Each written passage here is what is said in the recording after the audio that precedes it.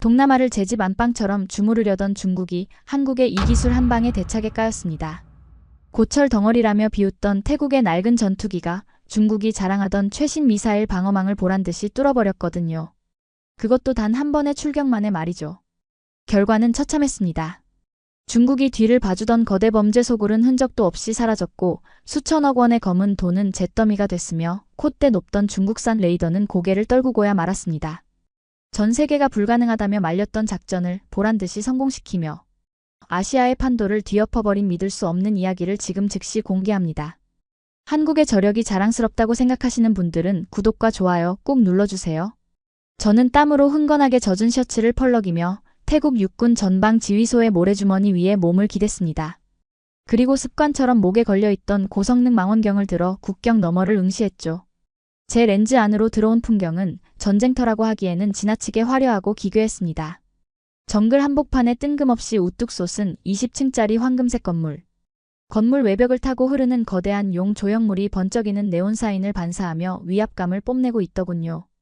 바로 골든 드래곤 카지노였습니다. 하지만 제 눈에 비친 저곳은 라스베이거스의 화려한 도박장이 아니었습니다. 건물 옥상에는 딜러 대신 거대한 접시 모양의 대공 레이더가 쉴 새 없이 돌아가고 있었고 VIP 전용 출입구에는 턱시도 입은 웨이터 대신 AK 소총으로 무장한 용병들이 살벌하게 경계를 서고 있었기 때문입니다. 제 옆에 서 있던 태국군 지역 사령관이 바닥에 거칠게 침을 뱉으며 이를 갈았습니다. 그의 눈빛에는 증오와 무력감이 뒤섞여 있더군요. 잭슨, 저 빌어먹을 네온사인이 보이시오? 저게 도박장으로 보입니까? 제가 대답하기도 전에 그는 씹어뱉듯 말을 이었습니다. 저건 중국 삼합회 놈들이 만든 범죄 주식회사 본사입니다. 저 지하 벙커에서 보이스피싱으로 뜯어낸 서민들의 피 같은 돈과 태국 전역으로 퍼지는 마약이 쏟아져 나오고 있소. 맞습니다. 저곳은 단순한 적의 진지가 아니었습니다. 캄보디아 정부조차 손을 대지 못하는, 아니 중국 군부의 비호를 받으며 치외법권지대처럼 군림하는 거대 범죄 조직의 난공불락 요새였죠. 태국 정부가 수차례 폐쇄를 요청했지만 돌아온 대답은 무력 시위뿐이었습니다. 중국은 자국민 자산 보호라는 뻔뻔한 명분으로 자신들의 최신형 지대공 미사일인 HQ-9과 KS-1C 레이더를 저 카지노 주변에 고슴도치 가시처럼 촘촘하게 배치해 두었습니다. 마치 건드릴 테면 건드려봐, 뼈도 못 추리게 해줄 테니 라고 조롱하듯이 말입니다. 방법이 없습니까, 장군? 이대로 보고만 있을 수는 없지 않습니까? 제 질문에 사령관은 고개를 저으며 깊은 한숨을 내쉬었습니다. 그가 펼쳐든 작전 지도를 보니 상황은 그야말로 도간에 든 쥐꼬리더군요. 물론 우리도 가만히 당하고만 있는 건 아닙니다. 바다를 보십시오. 우리 해군의 자랑인 한국산 최신 호위함 푸미폰 아두냐데 탐이 캄보디아 항구를 완벽하게 틀어막고 있습니다. 그의 손가락이 지도상의 해안선을 가리켰습니다. 그리고 하늘에는 T-50TH 골든이글 편대가 24시간 떠서 놈들의 머리 위를 압박하고 있죠. 놈들은 쥐새끼처럼 꼼짝도 못하고 갇혀있는 신세입니다. 하지만 사령관의 목소리 끝은 떨리고 있었습니다. 포위는 완벽했지만 정작 저에게 심장부를 도려낼 칼이 없다는 게 문제였으니까요. 저 카지노는 아주 교활하게도 험준한 산악지대인 404고지 바로 뒤편 깎아지른 절벽을 등지고 숨어 있었습니다. 아군의 직사각이나 평범한 미사일로는 산에 막혀 닿을 수 없는 완벽한 사각지대였죠. 그렇다고 전투기를 띄워 산 뒤쪽으로 돌아가 폭격하자니 산 정상에 배치된 중국산 레이더망에 걸려 접근하기도 전에 격추당할 게 불을 보듯 뻔했습니다. 태국 공군의 주력인 F-16 전투기들은 도입한 지 30년이 넘은 노후 기종이라 최신 중국산 방공망을 뚫는 건 자살행위나 다름없었으니까요. 중국 놈들이 그걸 알고 저기에 둥지를 튼 겁니다. 산을 방패 삼고 레이더를 창 삼아서 말이죠. 저는 망원경을 내리고 수첩을 꺼내 들었습니다. 종군 기자 생활 30년, 수많은 전장을 누비며 얻은 제 직감은 단호하게 말하고 있었습니다. 이 전쟁은 태국이 이길 수 없다. 범죄 조직 하나를 잡겠다고 수십 대의 전투기를 잃을 수는 없는 노릇이고 그렇다고 저대로 두자니 국가의 자존심이 무너지는 진퇴양난의 상황이었던 겁니다. 결국 시간은 악당들의 편이군요. 제가 냉소적인 혼잣말을 중얼거릴 때였습니다. 지휘소 밖이 갑자기 소란스러워지기 시작했습니다. 뿌연 먼지 구름을 일으키며 검은색 벤 차량 몇 대가 활주로 쪽으로 들어오고 있더군요. 위장 무늬가 칠해진 군용 트럭도 아니고 정체불명의 민간 벤이라니 이 긴박한 최전방에는 전혀 어울리지 않는 등장이었습니다. 저건 뭡니까? 지원군입니까? 제 물음에 사령관은 묘한 표정으로 차에서 내리는 사람들을 바라보았습니다. 기대감이라기보다는 지푸라기라도 잡고 싶은 절박함에 가까운 눈빛이었죠. 지원군이라기보다는 마지막 도박이라고 해두죠. 우리 공군 참모총장이 한국까지 날아가서 급하게 모셔온 기술자들입니다. 차 문이 열리고 내린 사람들은 군인이 아니었습니다. 덥수룩한 머리에 기름때 묻은 작업복을 입은 동양인 남자 대여섯 명. 그들은 땡볕 아래서도 두꺼운 안경을 치켜 올리며 트럭에서 투박하게 생긴 나무 상자들을 끙끙거리며 내리고 있었습니다. 상자 겉면에는 붉은 페인트로 KGGB라는 낯선 알파벳이 찍혀 있더군요. 저는 실소를 금할 수 없었습니다. 최첨단 스텔스기나 미사일을 가져와도 모자랄 판에 고작 나무 상자 몇 개라니요. 미국산 최신 무기로도 뚫기 힘든 저 요새를 이름도 생소한 아시아의 작은 나라에서 온 기술자들이 무슨 수로 뚫겠다는 걸까요?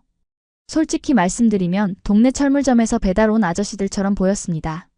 하지만 그 상자를 바라보는 태국 공군 참모총장의 눈빛만큼은 달랐습니다. 마치 구세주를 영접하는 광신도의 그것처럼 간절하게 이글거리고 있었으니까요. 저는 호기심 반, 비웃음 반으로 카메라 렌즈를 그 투박한 상자 쪽으로 돌렸습니다. 이 답답한 전쟁의 향방을 가를 열쇠가 설마 저 볼품없는 나무 상자 안에 들어있을 리는 없다고 생각하면서도 말입니다. 하지만 제 뷰파인더 속에 잡힌 그들의 표정은 제 예상과는 전혀 다른 이야기를 하고 있었습니다. 도대체 저게 뭡니까? 저는 참지 못하고 옆에 있던 태국 공군 장교에게 물었습니다. 그는 땀으로 젖은 손수건을 꽉 쥐며 떨리는 목소리로 대답하더군요. 한국에서 온 마지막 희망입니다. 희망이라니요? 제 눈에는 그저 500파운드짜리 재래식 멍텅구리 폭탄에다가 플라스틱 날개 몇 개를 테이프로 감아놓은 조잡한 장난감처럼 보였습니다. 최첨단 레이저 유도 키트인 미국의 페이브웨이나 위성으로 제어되는 JDAM의 매끄러운 곡선과는 거리가 멀어도 한참 멀었으니까요. 투박한 직사각형 몸체에 금방이라도 부러질 것 같은 얇은 날개. 솔직히 말씀드리면 동네 과학상자 조립대회에 나온 출품작 같았습니다. 저는 실소를 금할 수 없었습니다. 고작 저걸로 산 뒤에 숨은 적을 잡겠다고? 제정신인가? 저걸로 저 험한 산맥을 넘어서 삼합회가 요새화해놓은 카지노의 지하 벙커를 타격한다는 건 마치 종이비행기로 태풍을 뚝했다는 소리나 다름없어 보였죠. 그런데 말입니다. 그 장난감을 다루는 한국 기술진들의 눈빛은 제가 예상했던 사기꾼의 그것과는 전혀 달랐습니다. 그들은 태국 정비사들이 우왕좌왕하는 와중에도 기이할 정도로 침묵을 지키며 작업에만 몰두하고 있었습니다. 특히 리더로 보이는 40대 초반의 한국인 엔지니어는 인상적이었습니다. 기름때 묻은 안경을 치켜 올리며 태국 공군 참모 총장에게 건네는 말을 저는 통역관의 어깨 너머로 엿들을 수 있었습니다. 그는 아주 차분하고 건조한 어조로 이렇게 말하더군요. 총장님, F-16이 낡아서 적진 깊숙이 못 들어간다고 하셨죠?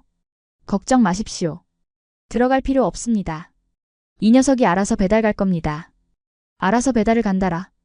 저는 그 말을 듣자마자 본부와 연결된 위성 전화를 집어들었습니다.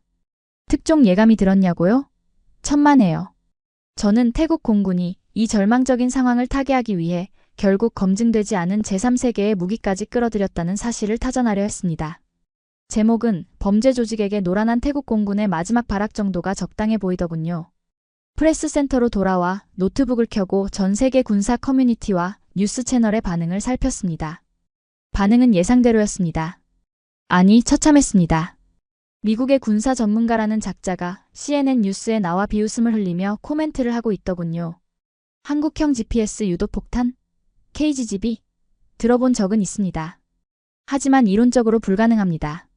추진체도 없는 활공폭탄이 산맥을 우회해서 타격한다고요? 그건 미국도 아직 완벽하게 구현하지 못한 기술입니다.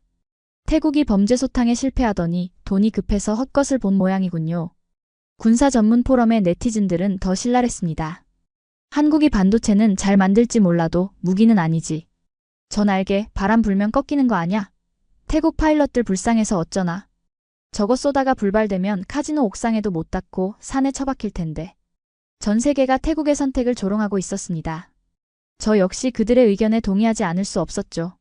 30년 동안 전장을 누비며 수많은 신무기를 봐왔지만 엔진도 없는 폭탄이 스스로 방향을 틀어 산 뒤에 카지노 금고를 때린다는 건 물리학적으로 납득하기 힘든 일이었으니까요. 그래서 저는 직접 확인해보기로 했습니다. 이 무모한 도박이 실패로 끝나는 순간을 제 두 눈으로 똑똑히 목격하고 기록해야겠다고 결심한 겁니다. 저는 카메라 장비를 챙겨 들고 다시 활주로가 보이는 관제탑 테라스로 향했습니다. 그곳에는 이미 작전 통제실의 긴박한 무전 소리가 스피커를 통해 흘러나오고 있었습니다. 브라보 편대, 엔진 시동. 타겟은 국경 404고지 후방, 골든 드래곤 카지노. 라저. 그런데 정말 사거리 밖에서 투하해도 되는 겁니까? 사령부, 재확인 바랍니다. 조종사의 목소리에는 불신이 가득했습니다. 당연한 반응 아니겠습니까? 적의 레이더에 걸리지 않으려면 국경선 한참 뒤에서 폭탄을 던져야 하는데 상식적으로 거기서 던진 폭탄이 적진까지 날아갈 리가 없었을 테니까요. 그때 아까 봤던 그 한국인 엔지니어가 헤드셋을 끼고 직접 마이크를 잡더군요. 그의 영어 발음은 투박했지만 내용은 확신에 차 있었습니다. 파일럿, 계기판의 한국형 모듈을 믿으십시오. 당신은 그저 버튼만 누르면 됩니다. 나머지는 우리 알고리즘이 해결합니다. 알고리즘이라. 전쟁터에서 듣기에 참으로 낯선 단어였습니다. 폭탄의 화약이 아니라 수학을 채워 넣었다는 뜻일까요?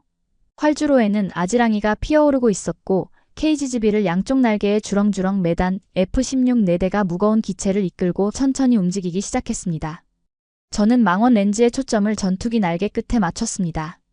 오래된 기체의 진동 때문에 날개에 매달린 폭탄들이 위태롭게 흔들리고 있더군요. 마치 도살장에 끌려가는 소처럼 처량해 보였습니다. 옆에 있던 영국 BBC 기자가 껌을 씹으며 제게 빈정거리듯 말을 걸어왔습니다. 이봐, 잭슨. 내기할까? 저거 반도 못 가서 추락한다에 내 월급을 걸지. 한국 애들이 스마트폰은 잘 만들어도 중력까지 조종할 순 없을 테니까. 삼합회 놈들 오늘 저녁에 파티하겠어. 저는 대꾸하지 않고 뷰파인더 속으로 시선을 고정했습니다. 속으로는 그의 말에 동의하고 있었지만 왠지 모르게 등줄기가 서늘해지는 기분을 떨칠 수가 없었거든요. 아까 그 한국 엔지니어의 눈빛. 자신의 기술을 의심하는 전 세계의 비웃음 앞에서도 기분 나쁠 정도로 차분했던 그 눈빛이 계속 마음에 걸렸던 겁니다. 마치 너희가 뭘 알아? 라고 말하는 듯한 그 오만함에 가까운 자신감. 과연 근거 있는 자신감일까요? 아니면 무지에서 오는 객기일까요? 엔진의 출력을 높이는 굉음과 함께 늙은 F-16 편대가 활주로를 박차고 날아올랐습니다. 전 세계의 이목이 집중된 태국 상공. 이제 주사위는 던져졌습니다. 그리고 저는 이 말도 안 되는 도박의 결말이 비극이 될지 코미디가 될지 단 1초도 놓치지 않고 지켜보겠다 다짐하며 녹화 버튼을 눌렀습니다. 뷰파인더 속의 붉은 점이 깜빡이기 시작했습니다. 뷰파인더 속의 붉은 점이 깜빡이며 녹화가 시작되는 순간 F-16 편대가 내뿜는 애프터버너의 굉음이 제 고막을 찢어놓을 듯 강타했습니다. 그 소리는 마치 30년 묵은 늙은 용이 마지막 숨을 토해내는 비명처럼 처절하게 들리더군요. 전투기들이 활주로 끝을 박차고 올라 회색빛 구름 속으로 사라지는 데는 채 1분이 걸리지 않았습니다. 하지만 진짜 드라마는 하늘이 아니라 땅 밑에서 벌어지고 있었습니다. 저는 카메라를 어깨에 둘러매고 굳게 닫혀있던 기지 본관 지하의 전술작전 통제실로 발걸음을 옮겼습니다. 평소라면 민간인 출입 통제구역이었겠지만 오늘은 달랐습니다. 전 세계의 이목이 쏠린 이 기이한 도박판을 중계하기 위해 태국 군부가 이례적으로 외신 기자들의 일부 접근을 허용했기 때문입니다. 지하 벙커로 내려가는 계단은 서늘했습니다. 두꺼운 철문이 열리고 통제실 안으로 들어서는 순간 바깥 세상의 열기와는 전혀 다른 종류의 뜨거운 공기가 저를 덮쳐왔습니다. 수십 명의 태국 장교들이 헤드셋을 낀 채 고함을 지르고 있었고 벽면을 가득 채운 대형 스크린들은 쉴 새 없이 깜빡이며 전장의 모든 데이터를 토해내고 있었으니까요. 담배 연기와 식은땀 냄새, 그리고 과열된 서버가 내뿜는 전자기기 특유의 냄새가 뒤섞인 그곳은 그야말로 폭발 직전의 압력밥솥 같았습니다. 저는 구석에 자리를 잡고 스크린을 훑어보았습니다. 가장 먼저 제 눈길을 사로잡은 건 중앙 화면 좌우에 배치된 보조 모니터들이었습니다. 아까 사령관이 자랑했던 포위망의 실체가 적나라하게 드러나 있더군요. 좌측 모니터에는 캄보디아 해안을 봉쇄한 푸미폰 아두냐데 탐해 레이더 영상이 실시간으로 송출되고 있었습니다. 한국의 대우조선 해양이 건조했다는 그 3,000톤급 호위함은 마치 바다의 포식자처럼 캄보디아 항구 입구를 틀어막고 있었습니다. 그 위용에 질렸는지 캄보디아 해군의 고속정들은 항구 밖으로 코빼기도 내밀지 못하고 있더군요. 우측 모니터의 상황도 마찬가지였습니다. 국경 상공을 선회하는 T-50TH 골든이글 편대의 비행 궤적이 붉은 실선으로 표시되고 있었는데 그 움직임이 어찌나 정교하고 위협적인지 보는 사람의 숨통을 조여올 정도였습니다. 바다에는 한국산 호위함, 하늘에는 한국산 공격기. 이미 태국의 안보는 K방산이라는 거대한 시스템에 의해 돌아가고 있다는 사실을 저는 그제야 실감할 수 있었습니다. 하지만 이 완벽한 포위망조차 뚫지 못하는 단 하나의 구멍, 바로 중앙 스크린에 붉게 표시된 골든 드래곤 카지노 주변의 방공망만이 유일한 오점으로 남아 있었죠. 그런데 말입니다. 이 긴박한 통제실 한쪽 구석에 이질적이다 못해 기괴하기까지 한 풍경이 펼쳐지고 있었습니다. 마치 다른 차원에서 온 사람들처럼 평온한 무리가 있었으니까요. 바로 한국에서 온 기술진들이었습니다. 태국 장교들은 입술을 물어뜯으며 모니터를 노려보고 통신병들은 쉰 목소리로 좌표를 불러대느라 정신이 없는데 그들은 노트북 몇 대를 펴놓고 자기들끼리 잡담을 나누고 있었습니다. 특히 리더인 미스터 킴의 행동은 제 상식을 완전히 무너뜨렸습니다. 그는 작전 시작 10분 전이라는 절체절명의 순간에 주머니에서 노란색 스틱 하나를 꺼내더군요. 한국인들이 즐겨 마신다는 그 인스턴트 믹스커피였습니다. 그는 종이컵에 가루를 털어넣고 정수기에서 뜨거운 물을 받아 휘휘 젓더니 후루룩 소리를 내며 한 모금 마셨습니다.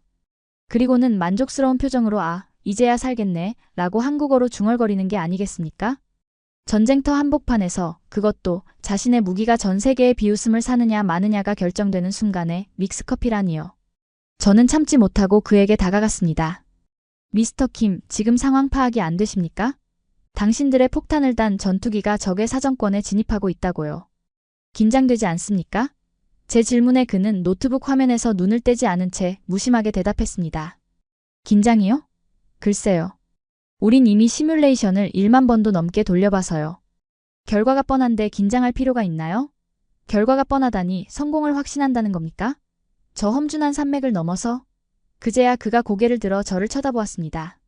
그의 눈은 충혈되어 있었지만 눈빛만은 얼음장처럼 차가웠습니다. 기자 양반, 산맥이 문제가 아닙니다. 바람이 문제죠. 그런데 오늘 풍속 데이터, 우리 알고리즘 허용 범위 안에 딱 들어옵니다. 그러니 커피나 한잔 하시죠. 꽤 맛있습니다. 그의 태연함에 말문이 막힌 저는 주위를 둘러보다가 또 다른 흥미로운 인물들을 발견했습니다. 통제실 상단에 마련된 VIP 참관석 유리창 너머로 보이는 제복 입은 사내들. 그들의 군복은 태국군의 것이 아니었습니다. 어깨에 붉은 견장을 단 사람은 베트남 인민군의 고위 장성이었고 그 옆에 선 사람은 필리핀 공군의 별을 달고 있더군요. 그들이 왜 남의 나라 전쟁터 상황실에 와 있는 걸까요? 단순한 참관이 아니었습니다. 그들의 눈빛은 쇼핑몰에서 물건을 고르는 소비자의 그것보다 훨씬 더 탐욕스럽고 절박했습니다. 특히 베트남 장성의 표정은 비장하기까지 했습니다. 그는 남중국해에서 중국과 영유권 분쟁을 벌이고 있는 당사자였으니까요. 만약 오늘 중국산 방공망이 한국산 무기에 의해 뚫린다면 그것은 베트남에게 있어 천지개벽과도 같은 뉴스가 될 터였습니다. 반대로 실패한다면 동남아시아 전체가 중국의 군사력 앞에 무릎 꿇어야 한다는 사형 선고나 다름없었겠죠. 즉, 저 낡은 F-16의 날개 밑에는 태국의 승패뿐만 아니라 수조 원대에 달하는 동남아 무기시장의 패권이 매달려 있었던 겁니다. 전방 40km. 적 레이더 가동 감지. 갑자기 통신병의 다급한 외침이 통제실의 정적을 깼습니다. 스크린 속의 붉은 점들이 F-16 편대를 향해 맹렬하게 깜빡이기 시작했습니다. 중국이 자랑하는 KS-1C 대공 레이더가 늙은 전투기들을 포착한 겁니다. 경보. 라곤 경보. 놈들이 우릴 조준하고 있습니다. 회피해야 합니다. 스피커를 통해 들려오는 태국 파일럿의 목소리는 공포에 질려 비명에 가까웠습니다. 태국 사령관이 벌떡 일어나 소리쳤습니다. 아직 투하거리가 아니야. 더 접근해야 해. 안 됩니다. 지금 당장 선회하지 않으면 격추당합니다. 우린 죽는다고요. 통제실은 순식간에 아수라장이 되었습니다. 장교들은 고함을 지르고 VIP석의 장성들은 자리에서 일어나 창문에 얼굴을 들이밀었습니다. 하지만 그 혼란 속에서도 단 한 사람. 미스터 킴만은 태연하게 종이컵을 내려놓고 키보드에 손을 올리더군요. 그리고 마이크 버튼을 누르며 나지막하게 하지만 통제실 전체를 울리는 목소리로 말했습니다. 브라보 리더, 겁먹지 마세요. 당신네 전투기는 늙었지만 우리 폭탄은 젊습니다. 지금 투하하세요. 나머지는 우리가 알아서 합니다. 그의 손가락이 엔터키를 누르는 소리가 마치 방아쇠를 당기는 소리처럼 제 귓가에 선명하게 꽂혔습니다. 딸깍. 미스터 킴의 검지 끝에서 울린 그 경쾌하고도 건조한 탁건음은 빛의 속도로 데이터 링크를 타고 넘어가 수십 킬로미터 상공에 떠 있는 F-16 전투기의 기계적인 파열음으로 이어졌습니다. 폭탄 투하. 파일럿의 거친 호흡 섞인 외침과 동시에 중앙 스크린 속 전투기의 양날개 밑에서 4개의 작은 점들이 분리되어 허공으로 떨어져 내렸습니다. 그 순간 시끄럽던 통제실 안의 모든 소음이 진공청소기에 빨려 들어간 듯 일시 정지되었습니다. 수십 개의 눈동자가 오직 하나의 화면, 낙하하는 저 4개의 점에 고정되었죠. 하지만 저를 포함한 그곳의 모든 전문가들 머릿속에는 단 하나의 생각만이 스치고 있었을 겁니다. 미친 짓이다. 너무 빠르다. 그리고 너무 멀다. 화면 하단에 표시된 수치는 절망적이었습니다. 투하 고도 25,000피트, 목표 물거리 65km, 풍속, 북서풍 15m. 상식적인 폭격 매뉴얼. 아니, 제가 30년간 봐온 전쟁의 법칙대로라면 저 폭탄들은 목표물 근처에도 가지 못하고 산맥 앞쪽의 울창한 정글에 처박혀 멧돼지나 잡을 운명이었습니다. 추진 엔진도 없는 활공 폭탄이 65km를 날아간다는 건 종이 비행기를 날려 옆 동네 우체통에 넣겠다는 소리나 다름없었으니까요. 저는 고개를 저으며 수첩에 미리 적어둔 작전 실패라는 단어에 동그라미를 치려 펜을 들었습니다. 이건 무모한 도박이 아니라 그저 비싼 폭탄을 허공에 갖다 버리는 태국 정부의 처절한 세금 낭비쇼에 불과해 보였기 때문입니다. 옆에서 껌을 씹고 있던 영국 BBC 기자가 제 옆구리를 찌르며 비웃듯 속삭이더군요. 봤지, 잭슨? 내가 뭘 했어. 그냥 자유낙하잖아. 저게 무슨 유도 무기야? 내 장담할건데 저거 1분 안에 산비탈에 들이받고 고철된다. 삼합회 놈들이 오늘 밤 샴페인 터뜨리며 배꼽 잡고 웃겠군. 하지만 그 비웃음이 채 5초를 넘기지 못했습니다. 스크린 속의 텔레메트리 데이터 그래프가 갑자기 기이하게 요동치기 시작했기 때문입니다. 수직으로 무기력하게 곤두박질 치던 4개의 점들이 갑자기 보이지 않는 거대한 손에 의해 들어 올려진 듯 수평으로 자세를 잡기 시작했습니다. 화면 한 구석에 날개 전개라는 녹색 문구가 깜빡이더니 폭탄의 몸체 안에 숨겨져 있던 얇은 플라스틱 날개가 착하고 펴지는 모습이 3D 그래픽으로 구현되더군요. 그리고 믿을 수 없는 일이 벌어졌습니다. 저거 궤적이 왜 저래? 야, 저거 고장난 거 아니야? 레이더 오류야? 태국 레이더 통제관이 헤드셋이 벗겨지는 것도 모른 채 비명을 질렀습니다. 자유낙하를 해야 할 폭탄들이 마치 기류를 타는 독수리 떼처럼 우아하게 활강을 시작한 겁니다. 더 충격적인 건 그 방향이었습니다. 직선으로 날아가는 게 아니라 거대한 404고지 산맥을 우회하기 위해 좌측으로 급격하게 선회하고 있었으니까요. 말도 안 돼. 폭탄이 코너링을 한다고? 저도 모르게 카메라를 쥔 손에 피가 통하지 않을 정도로 힘을 주었습니다. 엔진도 프로펠러도 없는 쇳덩어리가 스스로 양력을 만들어 방향을 튼다. 그것도 시속 900km가 넘는 천음속 영역에서 저런 급격한 기동을 한다니 이건 뉴턴의 물리학 교과서를 다시 써야 할 장면이었습니다. 제 뇌는 눈앞의 광경을 필사적으로 거부하고 있었습니다. 아냐, 이건 시스템 오류야. 태국군 레이더가 낡아서 헛것을 보여주는 거야. 실제로는 벌써 추락했겠지. 그렇게 애써 부정하며 화면 하단의 실시간 데이터를 확인했습니다. 하지만 데이터는 냉정하고 잔인할 정도로 정확했습니다. 속도 마하 0.85, 고도 12,000피트, 방위각 275도, 변침 중, 상태, 웨이포인트 1통과. 폭탄들은 마치 살아서 움직이는 지능형 생명체처럼 태국과 캄보디아 국경의 험준한 산맥 능선을 따라 구불구불하게 비행하고 있었습니다. 그 모습은 마치 먹잇감의 냄새를 맡고 뒤를 밟는 노련한 사냥개 떼, 아니 늑대 무리와 같았습니다.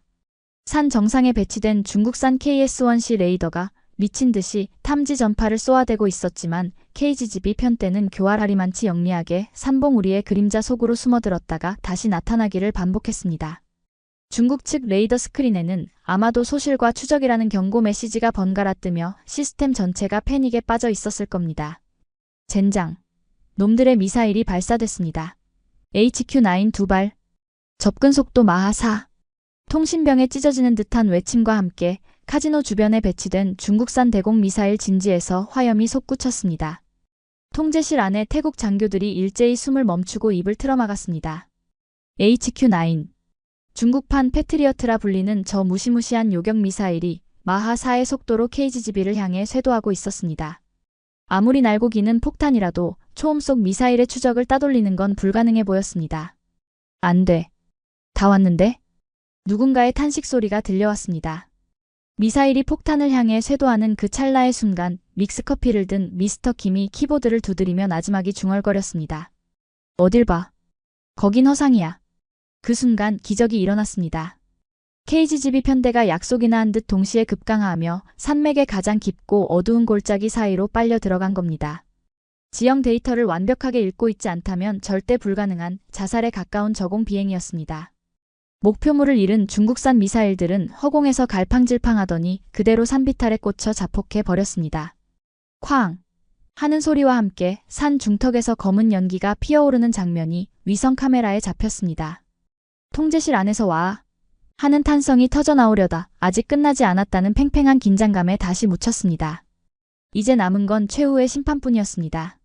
산맥을 완전히 돌아나온 KGB 편대의 눈앞에 드디어 그 역겨운 골든 드래곤 카지노의 뒷모습이 적나라하게 드러났습니다. 화려한 네온 사인이 번쩍이는 그곳. 지하 3층 벙커에서는 수백 명의 보이스피싱 조직원들이 전화를 돌려대며 한국과 태국의 노인들을 속이고 있을 것이고, 서버실에서는 불법 도박과 마약으로 벌어들인 검은 돈이 세탁되고 있을 그 악의 소굴. 놈들은 꿈에도 몰랐을 겁니다. 자신들이 방패로 삼았던 그 험준한 산맥이 오히려 자신들을 죽일 폭탄의 은폐물이 되었다는 사실을 말입니다. 타겟 라곤. 진입각도 85도. 수직 타격 모드 전환. 기계적인 음성 안내와 함께 활강하던 폭탄들이 마지막 춤을 추기 시작했습니다. 날개를 접고 수직으로 고개를 처박으며 중력 가속도를 이용해 무서운 속도로 빨려 들어갔습니다. 제 목구멍이 바짝 타들어갔습니다. 침을 꼴깍 삼키는 소리가 천둥 소리처럼 크게 느껴질 정도였습니다. 설마 정말 저길 때린다고? 저 좁은 환기구를? 첫 번째 폭탄이 카지노 건물의 중앙돔, 정확히는 환기구가 위치한 지붕을 관통했습니다. 마치 노련한 외과 의사가 메스로 환부를 찌르듯 폭발음조차 없이 부드럽게 뚫고 들어갔죠. 그리고 0.5초의 정적 뒤. 쾅! 통제실의 방탄 유리가 덜덜 떨릴 정도의 굉음이 스피커를 찢고 터져나왔습니다. 화려했던 황금색 돔 지붕이 내부의 압력을 이기지 못하고 하늘로 솟구쳐 올랐습니다. 그건 단순한 폭발이 아니었습니다. 지하 탄약고와 서버실에 과열된 장비들이 유폭을 일으키며 만들어낸 지옥불의 분출이었습니다. 이어지는 두 번째, 세 번째 폭탄은 도망치는 쥐새끼들을 사냥하듯 건물 좌우의 별관을 정확히 타격했습니다. 보이스피싱 콜센터가 있던 동관 건물이 와르르 무너져 내리는 장면은 가히 압권이었습니다. 건물이 붕괴되면서 수천 장, 아니 수만 장의 지폐와 서류 조각들이 불에 탄 채 공중으로 흩날렸습니다. 범죄자들이 애지중지 모았던 그 현금 다발이 한국산 폭탄의 화염 속에서 허무한 잿더미가 되어 흩어지고 있었죠. 마약 창고가 있던 서관에서는 형형색색의 유독가스를 머금은 보랏빛 불기둥이 치솟으며 그곳이 얼마나 더러운 곳이었는지를 증명하고 있었습니다. 그야말로 철저하고 완벽한, 그리고 잔인하리만치 정교한 청소였습니다. 마지막 네 번째 폭탄은 중국산 레이더 진지 한복판에 떨어졌습니다. 빙글빙글 돌던 거대한 접시 모양의 안테나가 폭발 충격에 엿가락처럼 휘어져 날아가는 모습이 클로즈업 화면에 잡혔습니다. 그 순간 저는 제 눈을 의심했습니다. 화면 하단에 표시된 타격 데이터. 오차 범위 0.8m, 타격 효율 100%. 60km를 날아와서 산을 넘고 물을 건너 타격했는데 오차가 1m도 안 된다고? 이건 사람이 할 수 있는 일이 아니었습니다. 신의 영역이거나 악마의 기술이거나 둘 중 하나였죠. 이건 사기야. 그래, 뭔가 조작된 거야. 한국 놈들이 미리 심어둔 폭탄을 터뜨린 게 분명해. 저는 그렇게라도 생각하지 않으면 제 30년 군사 지식이 송두리째 부정당할 것만 같아 혼란스러웠습니다. 하지만 제 부정과는 달리 통제실의 반응은 정직했습니다. 숨죽이고 있던 태국 장교들이 일제히 헤드셋을 집어 던지며 환호성을 질렀습니다. 명중이다. 명중이야. 삶 앞의 놈들이 다 죽었다. 해냈다. 저 흉물스러운 카지노가 박살났다. 서로 얼싸안고 눈물을 흘리는 사람, 책상을 내리치며 광소하는 사람, 바닥에 주저앉아 기도를 올리는 사람. 그 아수라장 속에서 VIP석의 베트남 장군은 떨리는 손으로 쌍안경을 꽉 움켜쥐고 있었고, 필리핀 장군은 멍하니 입을 벌린 채 스크린을 응시하고 있었습니다. 그들의 눈에 비친 것은 불타는 카지노가 아니었습니다. 자신들을 짓누르던 중국이라는 거인의 그림자를 걷어낼 작지만 강력한 다윗의 돌팔매였죠. 그리고 그 광란의 중심에 여전히 믹스커피 종이컵을 든 미스터 킴이 앉아 있었습니다. 그는 그 엄청난 폭발 장면을 보고도 눈썹 하나 까딱하지 않더군요. 그저 모니터 구석에 뜬 작은 팝업창 임무 완료라는 문구를 확인하고는 옆에 있던 동료에게 무심하게 한마디를 던졌습니다. 야, 박 대리. 데이터 로그 다 떴지? 짐 싸라. 밥 먹으러 가자. 구내식당 메뉴 뭐냐? 그 말을 듣는 순간 저는 온몸에 전율을 느꼈습니다. 저 사람들에게 이건 기적도 도박도 아니었던 겁니다. 그저 매일 출근해서 서류 결제하듯 수만 번의 시뮬레이션 끝에 얻어낸 당연한 일상이었던 거죠. 불타오르는 카지노의 잔해 위로 검은 연기가 피어오르며 국경을 지배했던 악명 높은 골든 드래곤의 시대가 끝났음을 알리고 있었습니다. 하지만 제30년 기자 본능은 서늘하게 경고하고 있었습니다. 진짜 폭풍은 이제부터 시작이라고. 자신의 앞마당에서 자금줄이 불타버린 중국이라는 거대한 용이 이대로 가만히 있을 리가 없었으니까요. 구내식당 메뉴라니요. 저는 허탈한 웃음을 터뜨리며 고개를 가로저었습니다. 방금 전 세계 전쟁사를 새로 쓸만한 기적을 연출해놓고 기껏 한다는 걱정이 점심 반찬이라니. 하지만 미스터 킴은 진심이었습니다. 그는 주섬주섬 짐을 챙기면서 아직도 흥분에 겨워 펄쩍펄쩍 뛰고 있는 태국 장교들을 마치 철없는 조카들 보듯 흐뭇하게 바라보더군요. 그 모습이 너무나 평범해서 오히려 비현실적으로 느껴질 정도였습니다. 마치 거대한 태풍의 눈 한가운데에 서 있는 듯한 기묘한 고요함. 저는 그 고요함의 정체가 미치도록 궁금했습니다. 도대체 저 사람들의 머릿속에는 무엇이 들어있길래 불가능을 가능으로 만들고도 저토록 담담할 수 있는 걸까요? 저는 카메라를 내려놓고 그가 막 덮으려던 노트북 화면을 가리키며 물었습니다. 미스터 킴, 가기 전에 하나만 묻죠. 아까 그 코너링. 그건 단순한 입력 좌표가 아니었습니다. 폭탄이 마치 산맥의 지형을 눈으로 보고 피하는 것 같았단 말입니다. 도대체 그 안에다 무슨 짓을 한 겁니까? 제 질문에 미스터 킴은 짐을 싸던 손을 멈추고 저를 물끄러미 쳐다보았습니다. 그의 눈빛이 잠시 흔들리는가 싶더니 이내 쓴웃음을 지으며 다시 노트북을 열더군요. 기자 양반, 눈썰미가 좋으시네. 맞아요. 좌표만으로는 못 피합니다. 바람이 불고 기압이 바뀌는데 GPS만 믿다간 산에 들이받기 십상이죠. 그는 키보드를 몇 번 두드리더니 복잡한 코드로 가득 찬 검은 화면을 띄워주었습니다. 프로젝트 코드, 독도, 버전 4.12 최종. 화면 상단에 적힌 독도라는 단어가 제 눈을 사로잡았습니다. 이게 우리 비밀입니다. 우린 이걸 독도 코드라고 부르죠. 독도. 코드? 미국 놈들이 군용 GPS 코드를 안 줬거든요. 정밀한 지형 데이터 접근 권한도 막아버렸고. 그래서 우린 선택해야 했습니다. 포기하고 손가락만 빨고 있든가 아니면. 그는 잠시 말을 멈추고 화면의 스크롤을 아래로 내렸습니다. 수만 줄의 코드 사이에 엔지니어들이 남겨놓은 주석들이 보이기 시작했습니다. 그것은 기계어가 아니라 사람의 언어, 아니 절규에 가까운 기록들이었습니다.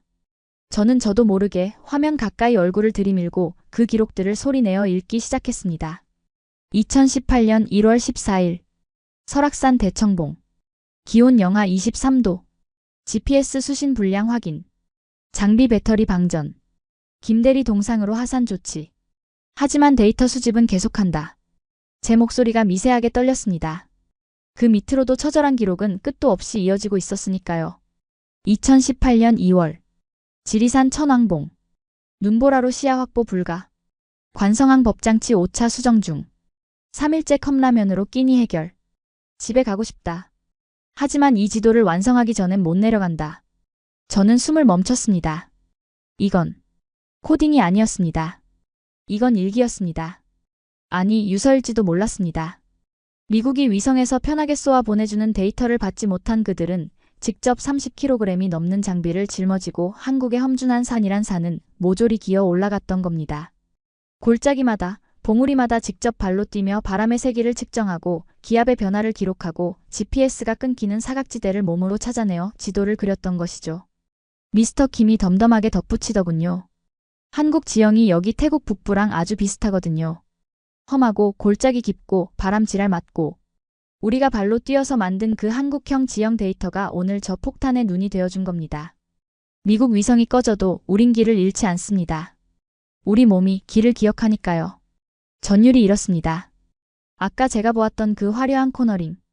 그건 최첨단 AI의 작품이 아니었습니다.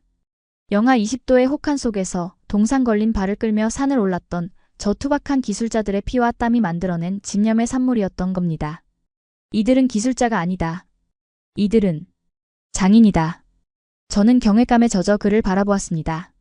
세계 어느 방산 기업이 무기를 만들기 위해 목숨을 걸고 설산을 오릅니까? 효율과 비용을 따지는 서구의 합리주의로는 도저히 이해할 수 없는 한국인 특유의 그 지독한 한과 오기. 그것이 바로 이 낡은 폭탄에 영혼을 불어넣은 마법의 정체였던 셈입니다. 대단하군요. 정말 대단합니다. 제가 감탄을 금치 못하고 있을 때였습니다. 통제실의 축제 분위기를 단숨에 찢어버리는 날카로운 소리가 울려 퍼졌습니다. 따르르릉, 따르르릉. 책상 한가운데 놓인 붉은색 전화기. 직통 한 라인이었습니다. 평소에는 먼지가 쌓여 있을 정도로 쓸 일이 없는 그 전화기가 마치 발작을 일으키듯 요란하게 울어대기 시작했습니다. 환호하던 태국 장교들의 동작이 일순간에 멈췄습니다. 얼싸안고 있던 팔이 풀렸고 웃음기는 순식간에 공포로 바뀌었습니다. 저 전화가 어디서 걸려오는지 그들은 본능적으로 알고 있었으니까요. 태국 사령관이 떨리는 손으로 수화기를 집어들었습니다. 여보세요. 전방 사령관입니다. 수화기 너머의 목소리는 스피커폰이 아닌데도 제 귀에 들릴 정도로 컸습니다. 걸걸하고 위압적인 중국어. 아마도 중국 대사관 아니면 베이징의 고위 관료일 겁니다. 사령관의 얼굴이 흑빛으로 변해가더군요. 네. 그게 무슨. 아니요. 우린 정당한 군사작전을. 네. 민간인? 학살이요? 사령관은 말을 잇지 못하고 수화기를 든 채 멍하니 서 있었습니다. 마치 유령이라도 본 사람처럼 말이죠. 그때 통제실의 육중한 철문이 쾅 하고 열렸습니다. 군화 소리가 아닌 또각또각 날카로운 구두굽 소리가 벙커의 정막을 깼습니다. 들어온 사람은 정장을 입은 중년 남성과 선글라스를 낀 검은 양복의 요원들이었습니다. 그 중년 남성은 저도 안면이 있는 사람이었습니다. 태국 정부의 외교 안보 수석. 친중파의 거두이자 이번 전쟁을 어떻게든 조용히 덮으려 했던 태국 내의 실세였죠. 그는 들어오자마자 사령관의 손에서 수화기를 거칠게 낚아채더니 굽신거리는 목소리로 중국어로 대답했습니다. 아, 대사님. 접니다. 네. 정말 면목 없습니다. 군인 놈들이 제멋대로 사고를 쳤습니다. 네, 즉시 조치하겠습니다. 관련자들 전원 구속하고 배상 문제도. 네. 걱정 마십시오. 전화를 끄는 그는 표정을 싹 바꾸더니 사령관을 향해 싸늘하게 쏘아붙였습니다. 당신 미쳤어? 중국 영사관에서 전화가 빗발치고 있어. 감히 어디를 폭격한 거야? 수석님, 거긴 삼합회의 범죄 소굴입니다. 보이스피싱과 마약. 닥쳐. 수석의 고함 소리가 벙커를 울렸습니다. 범죄 소굴? 그건 니들 생각이고. 중국 정부 공식 입장은 민간인이 투숙하는 평화로운 카지노 리조트야. 니들이 쏜 폭탄 때문에 죄 없는 중국인 사업가들과 관광객들이 몰살당했다고. 지금 베이징에서 선전포고까지 거론하고 있단 말이야. 분위기가 급변했습니다. 승리의 영웅들은 순식간에 민간인을 학살한 전범으로 몰리고 있었습니다. 이것이 강대국의 논리였습니다. 진실 따위는 중요하지 않았습니다. 힘 있는 자가 저건 민간시설이다 라고 우기면 마약 소굴도 평화로운 리조트가 되는 더러운 세상. 수석은 뒤에 서 있는 요원들에게 턱짓으로 명령했습니다. 뭐하고 있어? 당장 저 사고뭉치들 체포해. 그리고 그의 시선이 미스터 킴과 한국 기술진들에게 꽂혔습니다. 그 눈빛은 먹잇감을 노리는 뱀처럼 차갑고 비열했습니다. 저 한국인들. 저자들이 주범이야. 불법 개조 무기를 가져와서 우리 군을 홀린 사기꾼들이라고. 당장 잡아들여. 뭐요? 지금 제정신입니까? 저분들은 우릴 도와준. 공군 참모총장이 나서려 했지만 요원들이 순식간에 총구를 들이댔습니다. 총장님, 움직이지 마십시오. 총리님의 직무정지 명령서가 방금 발부되었습니다. 상황은 걷잡을 수 없이 흘러갔습니다. 요원들이 한국 기술진들에게 달려들었습니다. 저항하려는 연구원들의 팔이 꺾이고 미스터 킴의 노트북이 바닥에 내동댕이 쳐졌습니다. 와장창. 액정이 깨지는 소리가 제 가슴을 후벼 팠습니다. 아까 보았던 그 눈물의 설악산 일지가 그들의 피땀 어린 기록이 산산조각 나고 있었습니다. 이거 안 놔? 우리가 누군지 알아? 우린 대한민국 엔지니어들이야. 알아? 데이터 백업 아직 안 끝났다고. 연구원들의 절규가 터져나왔지만 무장한 요원들의 완력을 당해낼 수는 없었습니다.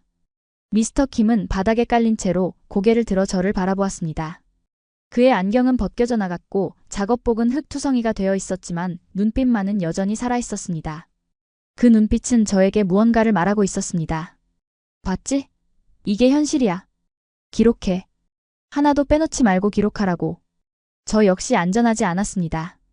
요원 하나가 저에게 다가와 카메라 렌즈를 손바닥으로 막더군요. 미스터 잭슨, 촬영은 여기까지입니다. 필름 내놓으십시오. 이건 언론 탄압이야. 난 국제부 기자라고. 여긴 계엄령 선포 지역입니다. 기자의 권리? 그딴 건 없습니다. 그는 제 카메라를 강제로 뺏으려 했습니다. 실랑이가 벌어졌고 저는 바닥에 쓰러지며 카메라를 품에 안았습니다. 이 안에 담긴 영상. KGB가 카지노를 정밀 타격하는 그 증거만이 이 미친 상황을 뒤집을 유일한 열쇠였으니까요. 만약 뺏긴다면 중국의 주장대로 우리는 리조트를 폭격한 학살자가 되고 말 겁니다. 으악! 누군가의 군홧발이 제 등을 걷어찼습니다. 숨이 턱 막혀왔지만 저는 본능적으로 메모리 카드를 빼내어 양말 속으로 밀어 넣었습니다. 30년 종군 기자의 짬밥이 만들어낸 생존 본능이었죠. 카메라는 뺏겨도 메모리만은 지켜야 했습니다. 우리는 짐짝처럼 질질 끌려나갔습니다. 조금 전까지 환호성이 울려 퍼지던 통제실은 이제 패배자들의 신음소리로 가득 찼습니다. 베트남 장군과 필리핀 장군도 당황한 기색이 역력했지만 태국 정부 요원들이 그들을 막아서며 외교적 문제로 비화시키지 말라고 협박하고 있더군요. 그들은 타국의 내정에 간섭할 명분이 없어 분통을 터뜨리며 지켜볼 수밖에 없었습니다. 복도로 끌려나가는 제 눈에 바닥에 떨어진 미스터 킴의 깨진 노트북이 들어왔습니다. 화면은 꺼졌지만 제 뇌리에는 아까 읽었던 문장이 화인처럼 선명하게 박혀 있었습니다. 집에 가고 싶다. 하지만 이 지도를 완성하기 전엔 못 내려간다. 그토록 치열하게 만들었던 그들의 지도가 지금 권력이라는 더러운 구둣발 아래 짓밟히고 있었습니다. 분노가 치밀어 올랐습니다. 단순한 취재원의 불행에 대한 연민이 아니었습니다. 이건 정의에 대한 모독이자 땀 흘려 일하는 모든 사람들에 대한 선전포고였습니다. 그래, 어디 한번 해보자. 차가운 수갑이 제 손목을 조여왔지만 제 심장은 그 어느 때보다 뜨겁게 뛰기 시작했습니다. 양말 속의 메모리 카드가 제 발목을 찌르는 느낌이 마치 저를 깨우는 가시처럼 느껴졌으니까요. 지하 유치장으로 향하는 엘리베이터 문이 닫히는 순간 저는 맹세했습니다. 이 더러운 쇼의 결말을 내 손으로 다시 쓰겠다고 말입니다. 어둠이 우리를 삼켰지만 제 안의 불꽃은 이제 막 타오르기 시작했습니다. 지하 3층 유치장으로 향하는 엘리베이터의 문이 디잉 하는 경쾌한 소리와 함께 열렸을 때 우리를 맞이한 것은 지상의 뜨거운 열기가 아닌 습하고 서늘한 냉기였습니다. 그곳은 마치 거대한 무덤의 입구처럼 입을 벌리고 있었고 복도 끝에서는 곰팡이 냄새와 락스 냄새가 섞인 기분 나쁜 악취가 풍겨오더군요. 헌병들은 거칠게 우리를 밀어붙였습니다. 빨리 움직여. 중국 대사관 사람들이 도착하기 전에 다 집어넣어야 한다고. 그들의 고함 소리가 텅 빈 복도를 울리며 제 고막을 때렸습니다. 조금 전까지 최첨단 기술과 수천억 원의 미래를 논하던 사람들이 순식간에 테러리스트 취급을 받으며 짐짝처럼 끌려가는 꼴이라니. 이것이 바로 국제정치의 비정한 민낯이 아니고 무엇이겠습니까? 우리가 처박힌 곳은 창문 하나 없는 좁은 유치장이었습니다. 회색 시멘트 벽은 습기를 머금어 축축했고 천장에 달린 형광등은 수명을 다해 파르르 떨리며 신경질적인 소음을 내고 있었습니다. 헌병들은 우리의 소지품을 모조리 압수했습니다. 시계, 벨트, 넥타이, 그리고 미스터 킴의 주머니에 있던 믹스커피 봉지까지. 외부와의 연락은 일절 금지한다. 변호사 접견도 불허한다. 철커덩. 육중한 철문이 닫히며 잠기는 소리가 마치 제 인생에 막이 내리는 소리처럼 들렸습니다. 정막이 감도는 유치장 안. 저는 차가운 바닥에 주저앉아 머리를 감싸 쥐었습니다. 상황은 제가 상상했던 최악의 시나리오보다 더 끔찍하게 흘러가고 있었습니다. 중국은 태국 정부를 압박해 KGB의 모든 사용 기록과 데이터를 영구 삭제할 겁니다. 그리고 전 세계 언론의 불법 개조, 무기 오작동 사고 따위의 가짜 뉴스를 퍼뜨려 한국 방산 기업을 매장시켜 버리겠죠. 내일 아침 신문 헤드라인이 눈앞에 아른거렸습니다. 한국산 폭탄, 민간인 리조트 타격, 수백 명 사상, 안전성 검증 안 된 불법 무기의 참사. 무엇보다 두려운 건 제 자신의 아니었습니다. 진실을 알고 있는 유일한 목격자인 저를 그들이 가만히 둘까요? 어쩌면 이대로 쥐도 새도 모르게 실종 처리가 되거나 간첩 혐의를 뒤집어쓰고 평생 태국의 감옥에서 썩을지도 모른다는 공포감이 엄습해왔습니다.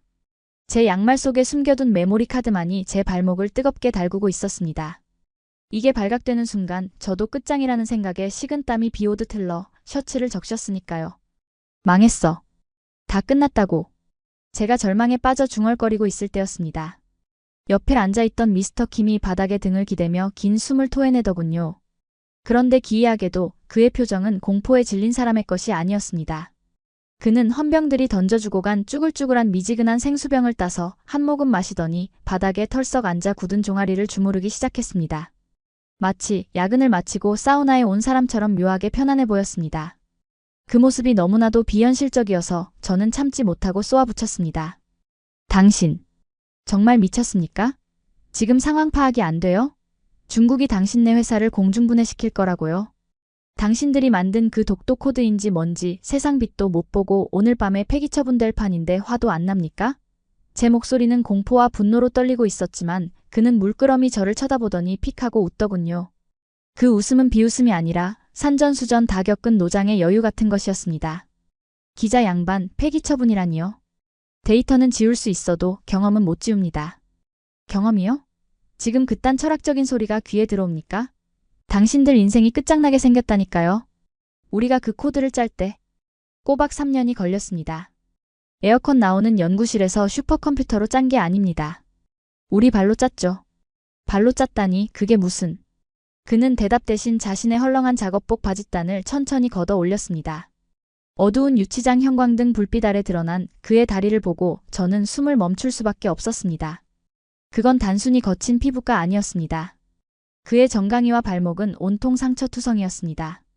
오래되어 희미해진 수술 자국, 날카로운 바위에 긁혀 찢어졌다 아문 흉터, 그리고 훈장처럼 박힌 거칠고 두꺼운 검붉은 굳은 살들. 발톱 몇 개는 시커멓게 죽어있거나 아예 빠져서 새로 자라나고 있더군요. 그건 책상에 앉아 키보드만 두드리던 엘리트 엔지니어의 다리가 아니었습니다.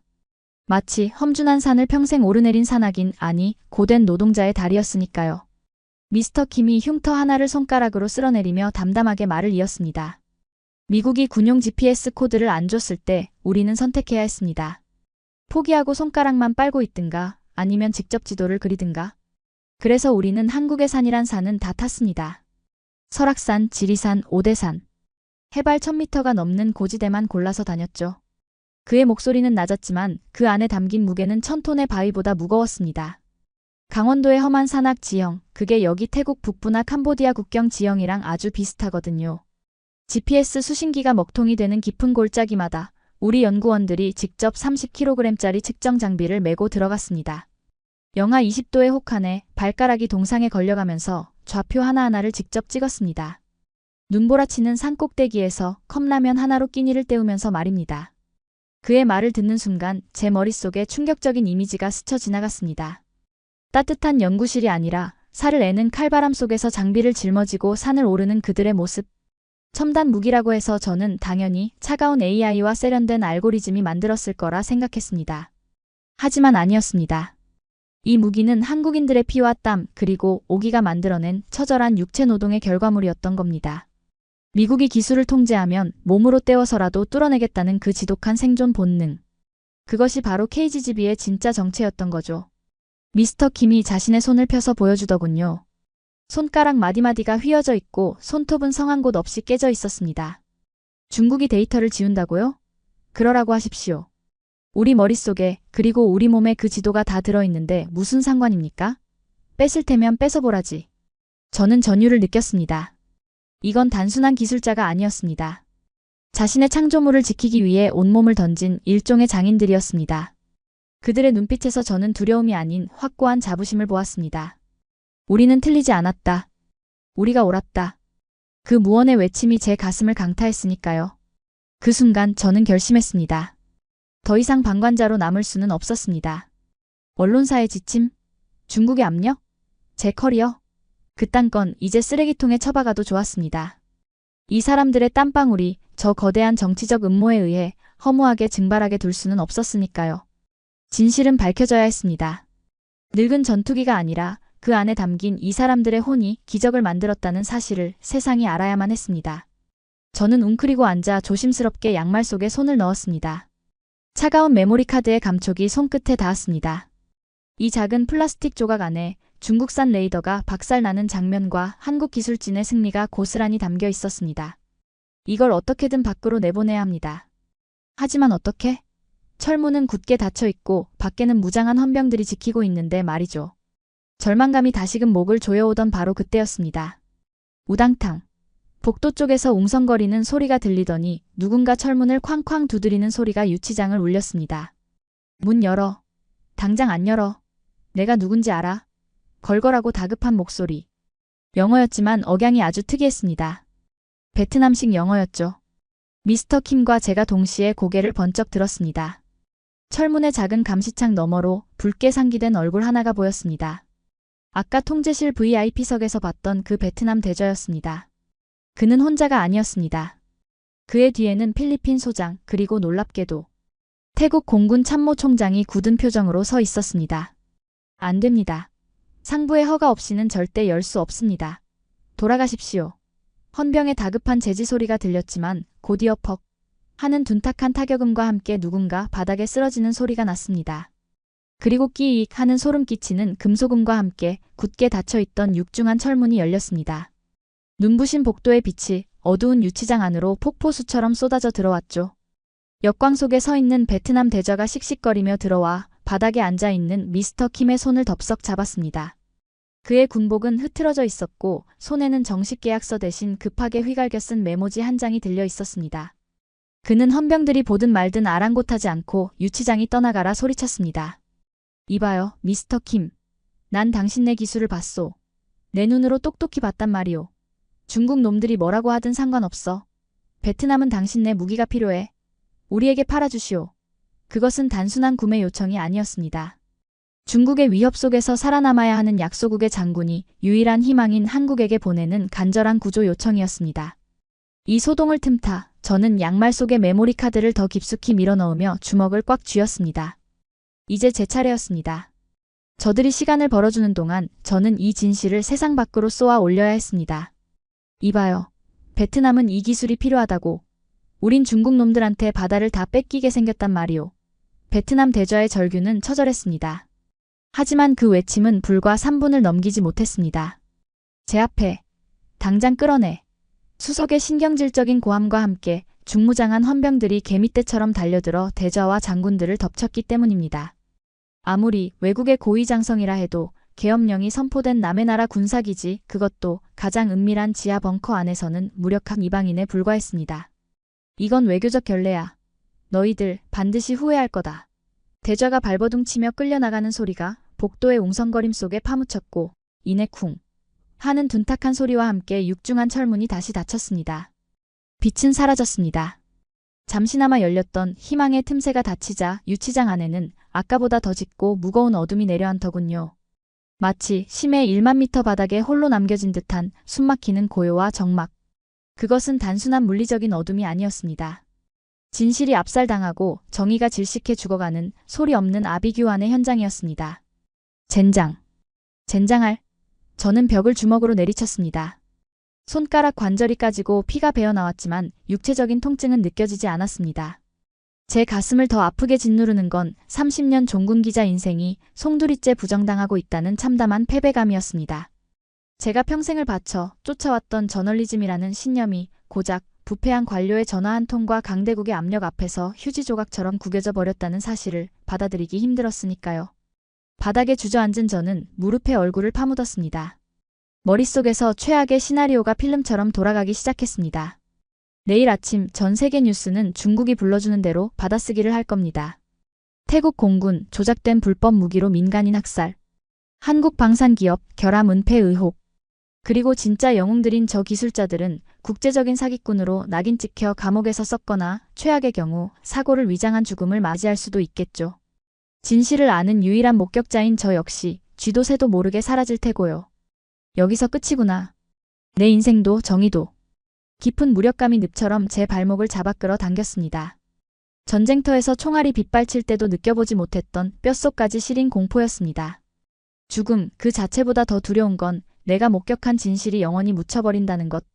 세상이 악당들의 거짓말을 역사로 기억하게 될 것이라는 사실이 저를 미치게 만들었습니다. 제 양말 속에 숨겨둔 메모리 카드가 마치 뜨거운 숯덩이처럼 느껴졌지만 이제 와서 그게 무슨 소용이겠습니까? 나갈 수도 전할 수도 없는데 말입니다. 그때였습니다. 기자 양반. 어둠 속에서 나지막한 목소리가 들려왔습니다. 미스터 킴이었습니다. 고개를 들어보니 그는 바닥에 떨어진 자신의 안경을 더듬거리며 찾고 있더군요. 아까 헌병들과의 몸싸움 과정에서 밟혔는지 안경다리 한쪽이 부러져 덜렁거리고 있었습니다. 그는 피 묻은 소매로 안경 알을 슥슥 닦더니 부러진 다리를 대충 귀에 걸치며 피식 웃었습니다. 표정이 왜 그렇습니까? 나라 잃은 사람처럼. 그의 태연한 농담에 저는 기가 찼습니다. 지금 농담이 나옵니까? 우린 끝났어요. 당신네 회사는 파산할 거고 우린 여기서 못 나갑니다.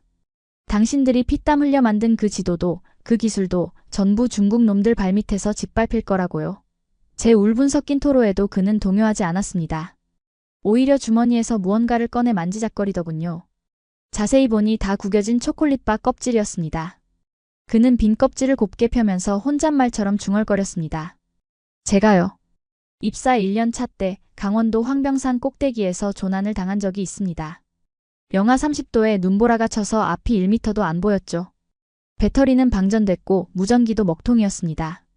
그의 목소리는 담담했지만 유치장의 차가운 공기를 가르고 제 귓가에 선명하게 박혔습니다. 그때 딱 기자 양반 같은 생각을 했습니다. 아, 여기서 끝이구나. 얼어 죽겠구나. 내 시체는 봄이 되어야 발견되겠구나. 그런데 말입니다. 그때 제 사수가 제 뺨을 후려치면서 그러더군요. 야, 정신 차려. 한국 땅엔 우리가 모르는 길은 없어. 우리가 길이야. 라고요. 그는 부러진 안경 너머로 저를 똑바로 응시했습니다. 그 눈빛은 형광등 불빛을 받아 서늘하게 빛나고 있었습니다. 우리는 강대국이 아닙니다, 잭슨 씨. 미국처럼 돈으로 처바를 수도 없고 중국처럼 인구수로 밀어붙일 수도 없죠. 그래서 우리는 늘 벼랑 끝에 서 있었습니다. 조금만 방심하면 떨어져 죽는 벼랑 끝이요. 그가 주먹을 꽉 쥐었습니다. 그래서 우리는 악착같이 매달렸습니다. 남들이 포기한 길, 남들이 불가능하다고 비웃는 길. 그 길을 뚫지 않으면 우리 처자식이 죽으니까. 우리가 만든 무기는 살생을 위한 게 아닙니다. 생존을 위한 겁니다. 잡아먹히지 않으려는 몸부림 같은 거죠. 잡아먹히지 않으려는 몸부림. 그 말이 제 심장을 강타했습니다. 그렇습니다. 이들은 단순히 물건을 파는 장사꾼이 아니었습니다. 거대한 제국들 틈바구니에서 살아남기 위해 스스로의 뼈를 깎고 살을 도려내어 도끼를 품은 칼을 만든 생존자들이었습니다. 그 처절함이, 그 지독한 생명력이 이 차가운 유치장 바닥을 뜨겁게 달구고 있었습니다. 미스터 김이 말을 이었습니다. 중국이 짓밟는다고요? 밟으라고 하십시오. 잡초는 밟힐수록 더 질겨지는 법입니다. 그리고 그는 잠시 뜸을 들이더니 의미심장한 표정으로 자신의 왼쪽 손목시계를 풀었습니다. 투박한 검은색 전자시계. 군인들이나 찰 법한 평범한 시계였습니다. 놈들이 우리 노트북은 부셨어도 이건 못 가져갔죠. 너무 낡아 보여서 돈이 안 된다고 생각했나 봅니다. 그가 시계 뒷면의 작은 덮개를 손톱으로 까딱하며 열자 그 안에 숨겨져 있던 아주 작은 쌀알만한 금속 칩이 반짝였습니다. 이게 뭡니까? 비상용 데이터 백업 칩입니다. 혹시 몰라서 비행기록 원본을 여기다 복사해뒀거든요. 우리 엔지니어들은 의심이 많아서 클라우드 서버도 잘 안 믿습니다. 내 몸에 지니고 있어야 마음이 편하죠. 그는 칩을 꺼내 제 손바닥 위에 올려주었습니다. 그 차갑고 작은 금속 조각이 제 손에 닿는 순간 엄청난 무게감으로 다가왔습니다. 당신이 이걸 왜 저한테? 우린 여기서 못 나갈 수도 있습니다. 하지만 당신은 기자잖아요. 펜은 칼보다 강하다면서요. 이 칩이랑 당신이 숨긴 그 메모리 카드랑 합치면 뭔가 방법이 있지 않겠습니까? 그의 말에 저는 뒤통수를 한 대 얻어맞은 기분이었습니다. 이 사람은 알고 있었습니다. 제가 메모리 카드를 숨겼다는 것을, 그리고 제가 아직 포기하지 않았다는 것을 꿰뚫어보고 있었던 겁니다. 부끄러움이 확 밀려왔습니다. 기술자인 그는 마지막 순간까지 플랜 B를 준비해두고 희망을 놓지 않고 있는데 펜대나 굴린다는 저는 바닥에 주저앉아 신세 한탄이나 하고 있었으니까요.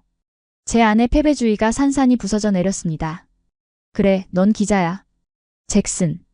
넌 30년 동안 전장을 누볐어. 총알도 피하고 포탄도 피해서 살아남은 놈이야. 고작 이따위 콘크리트 벽 앞에서 무릎 꿇을 셈이야. 제 안에 깊은 곳에서 꺼져가던 불씨가 다시 확 타올랐습니다. 저는 떨리는 손으로 양말 속에 손을 넣어 메모리 카드를 꺼냈습니다.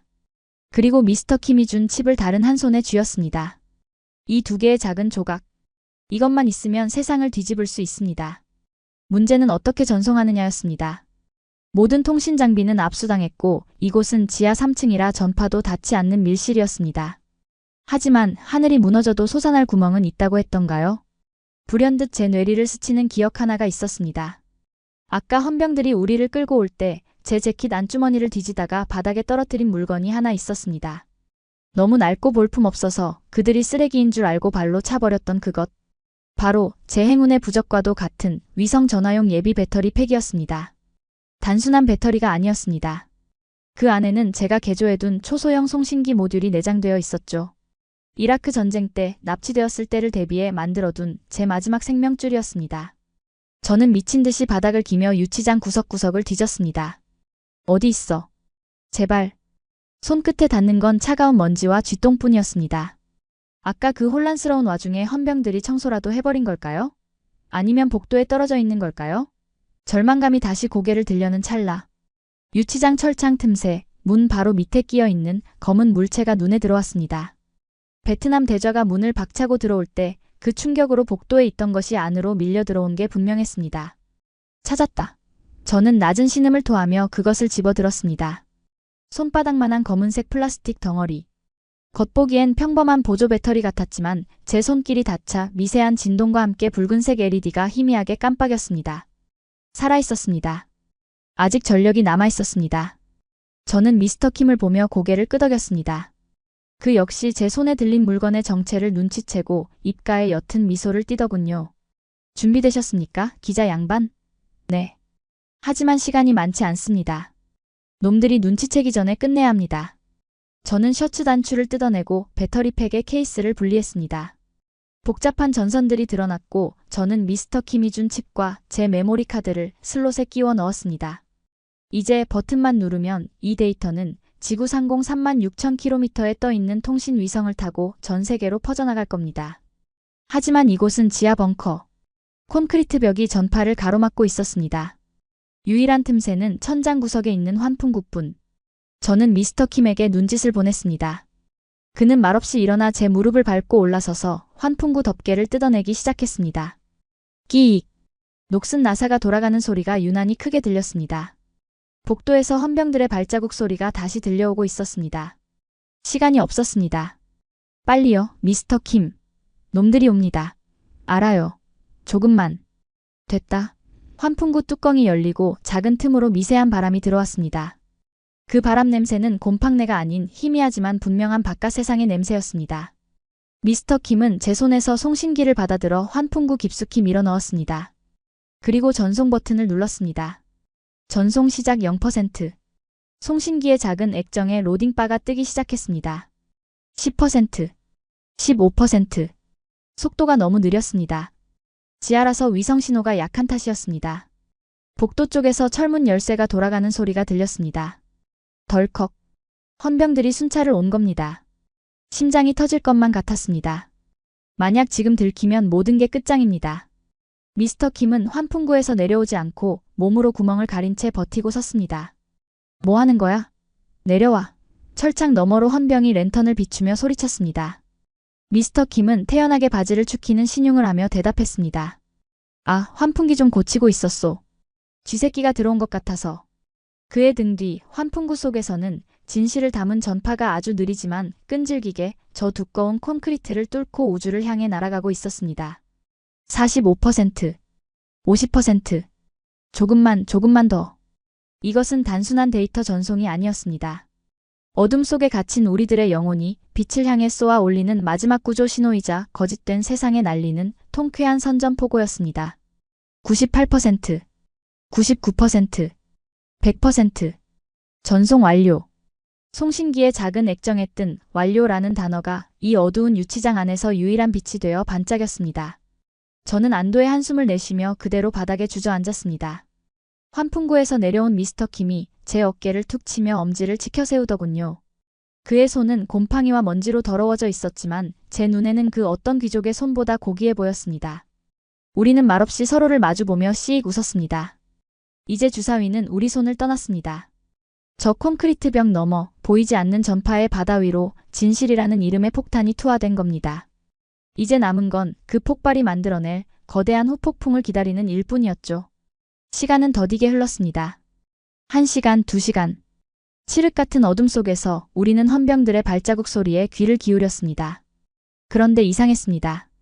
처음에는 규칙적으로 들리던 순찰 소리가 어느 순간부터 사라지더니 복도 저편에서 웅성거리는 소음이 들려오기 시작했습니다. 그 소음은 점점 커져 나중에는 다급한 고함 소리와 전화벨 소리가 뒤섞인 아수라장이 되어 유치장 안까지 밀려들어왔습니다. 마치 거대한 댐이 무너지기 직전에 불길한 진동처럼 느껴졌으니까요. 뭔가 터진 것 같군요. 미스터 킴이 굳은 살 박힌 손으로 무릎을 탁 치며 말했습니다. 그의 예감은 틀리지 않았습니다. 쾅! 철문이 열리는 소리는 아까와 달랐습니다. 육중하고 위압적인 소리가 아니라 누군가 급하게 잠금 장치를 해제하고 허둥지둥 문을 젖히는 소리였죠. 문이 열리자마자 쏟아져 들어온 것은 눈부신 조명과 함께 땀으로 범벅이 된 태국 외교안보수석의 사색이 된 얼굴이었습니다. 그는 마치 귀신이라도 본 사람처럼 덜덜 떨고 있었습니다. 아까의 오만하고 비열했던 모습은 온데간데 없고 넥타이는 비뚤어져 있었으며 잘 빗어 넘겼던 머리카락은 헝클어져 있더군요. 그의 뒤에는 무장한 헌병 대신 태국 공군 참모총장이 팔짱을 낀 채 싸늘한 표정으로 서 있었습니다. 수석이 우리에게 다가와 넙죽 허리를 숙였습니다. 미스터 킴, 그리고 잭슨 씨, 오해가, 아주 큰 오해가 있었습니다. 오해라니요? 제가 천천히 몸을 일으키며 물었습니다. 수석은 식은땀을 닦으며 횡설수설 변명을 늘어놓기 시작했습니다. 아니, 그게 중국 측 정보에 착오가 있었던 것 같습니다. 민간시설이 아니라 범죄. 말을 잇지 못하는 그를 대신해 공군 참모총장이 스마트폰 화면을 우리 눈앞에 들이밀었습니다. 잭슨 씨가 보낸 영상, 지금 전 세계가 보고 있소. 조회수가 1억 뷰를 넘었습니다. 화면 속에는 유튜브 메인 페이지가 떠 있었습니다. 제목은 태국 공군의 기적, 악의 소굴을 타격하다. 핏, 한국 엔지니어의 피눈물. 제가 편집할 겨를도 없이 원본 그대로 보낸 영상이 재생되고 있었습니다. KGB가 카지노 지붕을 뚫고 들어가는 장면, 그리고 이어진 대폭발과 함께 건물 내부가 붕괴되는 모습. 하지만 사람들을 열광시킨 건 단순한 폭발이 아니었습니다. 건물이 무너지면서 공중으로 흩날리는 수만 장의 위조지폐 다발, 그리고 마약 창고가 터지면서 뿜어져 나오는 형형색색의 유독가스. 그것은 그곳이 평화로운 리조트가 아니라 더러운 범죄의 온상이었음을 증명하는 움직일 수 없는 증거였습니다. 더 충격적인 건 그 뒤에 이어진 로그 데이터 영상이었습니다. 미스터 킴의 깨진 노트북에서 추출한 그 처절했던 설악산 일지가 화면 위로 오버랩되어 흐르고 있었습니다. 동상 걸린 김대리. 컵라면. 집에 가고 싶다. 투박한 글씨체로 적힌 그 엔지니어들의 절규가 전 세계인의 심금을 울린 겁니다. 댓글창은 그야말로 폭발하고 있었습니다. 저게 진짜 기술이다. 사람을 살리는 기술. 중국은 민간인 학살이라고 우기더니 마약 공장이었네. 사기꾼들. 한국 엔지니어들 존경합니다. 당신들이 진정한 영웅입니다. 여론은 완벽하게 뒤집혔습니다. 중국 대사관 앞에서는 태국 시민 수천 명이 모여 보이스피싱 범죄를 비호하는 중국은 사과하라며 시위를 벌이고 있었고 태국 총리는 경로하여 안보수석의 직무를 즉각 정지시켰다는 속보가 뜨고 있었습니다. 수석은 바닥에 주저앉을 듯 비틀거렸습니다. 이건 말도 안 돼. 어떻게 유치장에서 데이터를? 말이 안 될 거 없지. 제가 그를 내려다보며 차갑게 쏘아붙였습니다. 진실은 콘크리트보다 강하니까. 당신들이 아무리 덮으려 해도 틈새는 있기 마련이거든. 그때 복도 끝에서 우렁찬 웃음소리가 들려왔습니다. 하, 비켜라, 이 멍청이들아. 마치 개선장군처럼 당당하게 걸어 들어오는 사람들. 바로 베트남 대저와 필리핀 소장이었습니다. 아까는 헌병들에게 끌려나갔지만 지금은 달랐습니다. 그들의 뒤에는 각국 대사관 직원들과 수행원들이 줄지어 따르고 있었고 태국 정부 관리들은 그들의 길을 막기는커녕 길을 터주느라 바빴으니까요. 상황이 역전되자 그들은 더 이상 눈치 볼 필요가 없어진 겁니다. 베트남 대저가 유치장 안으로 성큼성큼 들어와 미스터 킴을 와락 끌어안았습니다. 미스터 킴, 봤소? 내 눈으로 댓글 반응을 다 봤단 말이오. 전 세계가 당신들 기술에 미쳐 날뛰고 있어. 그는 품 안에서 두툼한 서류 봉투를 꺼내 미스터 킴의 가슴에 떠안겼습니다. 이게 뭐요? 계약서요? 미스터 킴이 얼떨떨한 표정으로 묻자 대저가 고개를 저으며 소리쳤습니다. 계약서? 아니, 이건 백지 위임장이오. 수량? 가격? 당신들이 부르는 대로 다 주겠소. 우리 베트남 해안포 진지에 당장 KGB를 깔아주시오. 중국 놈들 함정이 얼씬도 못하게 말이오. 잠깐. 새치기 하지 마시오. 필리핀 소장이 대좌를 밀치며 끼어들었습니다. 우리 필리핀 공군은 이미 FA-50을 쓰고 있소. 호환성면에서는 우리가 우선순위요. 미스터 킴, 우리 대통령께서 친히 전화를 주셨소. KGB 도입과 함께 기술 이전까지 포함해서 패키지로 계약합시다. 좁은 유치장은 순식간에 국제 무기시장의 경매장으로 변해버렸습니다. 서로 먼저 계약하겠다고 멱살잡이까지 할 기세인 두 장군 사이에서 미스터 킴은 난처한 듯 머리를 긁적이고 있었습니다. 이 광경을 지켜보던 태국 공군 참모총장이 헛기침을 하며 나섰습니다. 그는 수갑이 풀린 미스터 킴의 손을 두 손으로 정중히 잡으며 말했습니다. 두 분 다 진정하십시오. 이분은 우리 태국의 귀한 손님입니다. 그리고 우리 태국 공군이 가장 먼저 실전 인증을 마친 파트너이기도 하죠. 총장은 뒤에 서 있던 부관에게 눈짓을 했고 부관은 떨고 있는 안보수석을 끌어내고 그 자리에 대형 지도를 펼쳤습니다. 태국과 캄보디아 국경 그리고 남중국해까지 이어지는 거대한 작전 지도였습니다. 총장의 목소리에는 그 어느 때보다 강한 확신과 자부심이 서려 있더군요. 오늘 작전으로 증명되었습니다. 바다에는 한국산 호위함 푸미폰함이 적의 숨통을 조이고 하늘에는 T-50TH가 독수리처럼 감시하고 땅에서는 EKGB가 적의 심장을 찌른다는 것을요. 그는 지도를 손으로 쓸어내리며 선언하듯 외쳤습니다. 6해 0. 이제 태국의 안보는 K방산 시스템 없이는 설명할 수 없습니다. 우리는 오늘부로 한국과의 방산 협력을 동맹 수준으로 격상할 겁니다. 중국? 이제 우린 그들의 눈치를 보지 않습니다. 우리에겐 더 강력하고 더 신뢰할 수 있는 친구가 생겼으니까요. 그 순간 유치장 안의 공기가 바뀌었습니다. 그것은 단순한 무기 거래의 현장이 아니었습니다. 강대국의 횡포에 시달리던 동남아 국가들이 한국이라는 새로운 파트너를 통해 자주국방의 희망을 발견하는 역사적인 순간이었죠. 중국의 그림자에 짓눌려 숨죽여 살던 그들이 이제 당당하게 고개를 들고 노라고 말할 수 있는 힘을 얻게 된 겁니다. 저는 카메라를 들어 그 장면을 담았습니다. 서로 악수를 나누는 태국, 베트남, 필리핀 장군들. 그리고 그 중심에서 쑥스러운 듯 웃고 있는 미스터 킴과 한국 기술진들. 화려한 조명도 레드카펫도 없는 냄새나는 유치장 아니었지만 제 눈에는 그 어떤 평화조약 체결식보다 더 빛나고 웅장해 보였습니다. 이것이야말로 진정한 승리가 아니겠습니까? 총칼로 뺏은 승리가 아니라 기술과 신념으로 얻어낸 그리고 무엇보다 사람의 마음을 움직여 얻어낸 완벽한 승리 말입니다. 상황이 정리되고 베트남 대좌가 흥분을 가라앉히며 미스터 킴에게 물었습니다. 미스터 킴, 이제 원하는 게 뭐요? 호텔 스위트룸? 최고급 샴페인? 말만 하시오. 네, 오늘 밤 방콕 시내를 통째로 빌려드리리다. 모든 시선이 미스터 킴에게 쏠렸습니다. 수천억 원의 계약을 성사시킨 영웅이 과연 무엇을 요구할지 다들 긴장과 기대 속에 그의 입을 주시했죠. 미스터 킴은 잠시 고민하는 듯 하더니 꼬르륵 소리가 나는 배를 문지르며 피식 웃더군요. 다 필요 없고요. 아까부터 먹고 싶었던 게 있는데. 오, 뭡니까? 캐비어? 랍스터? 아니요. 김치찌개요. 돼지고기 숭덩숭덩 썰어넣고 푹 끓인 거. 그거 하나면 됩니다. 아, 그리고 믹스커피 한 잔 더 주시면 고맙고. 유치장 안은 잠시 정적이 흐르더니 이내 폭소로 뒤집어졌습니다. 역시 한국인이야. 맵고 뜨거운 걸 먹어야 직성이 풀린다니까. 베트남 대좌가 미스터 킴의 등을 팡팡 치며 웃었고 심지어 근엄하던 태국 총장마저 입가에 미소를 띄었습니다. 그 소박하고도 엉뚱한 대답. 하지만 그 속에 담긴 한국인 특유의 밥심과 여유. 그것이야말로 최첨단 무기보다 더 강력한 한국의 힘이 아닐까 하는 생각이 들었습니다. 저는 카메라를 내려놓고 미스터 킴에게 다가가 악수를 청했습니다. 수고하셨습니다, 미스터 킴. 당신이 진짜 애국자입니다. 그는 제 손을 맞잡으며 부러진 안경 너머로 맑은 눈빛을 보냈습니다. 기자 양반도 수고했어요. 당신 아니었으면 우린 지금쯤 중국 놈들 감옥에 있었을 겁니다. 밥값 하셨습니다. 밥값이라.